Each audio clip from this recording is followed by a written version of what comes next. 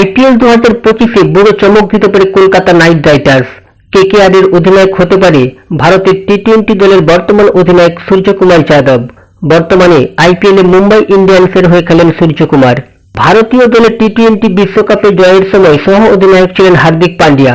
ভাবা হয়েছিল যে হার্দিক পান্ডিয়াই হবেন রোহিতের পরবর্তী সময়ে ভারতের টি-20 দলের অধিনায়ক। পরে ভারতীয় দলের দায়িত্ব নিয়ে হার্দিকের বদলে সূর্যকুমারকে ভারতের টি-20 দলের অধিনায়ক করেছিলেন কোচ গৌতম গম্ভীর। আইপিএলে মুম্বাই ইন্ডিয়ান্সের বর্তমান অধিনায়ক হার্দিক পান্ডিয়া। হার্দিকের অধিনায়কত্বে 2024 মরশুমে খুব একটা ভালো খেলতে পারেনি মুম্বাই ইন্ডিয়ান্স। তো মুম্বাইয়ের দায়িত্ব আগামী মরশুমেও হার্দিকের হাতে থাকার সম্ভাবনাই বেশি। ক্রিকেট নামের একটি পোর্টালে দাবি করা হয়েছে কেকেআর সূর্যকুমারকে আগামী মরশুমের অধিনায়ক হবার প্রস্তাব দিয়েছে, যদিও সূর্য এখনো এই প্রস্তাবের কোনো জবাব দেয়নি।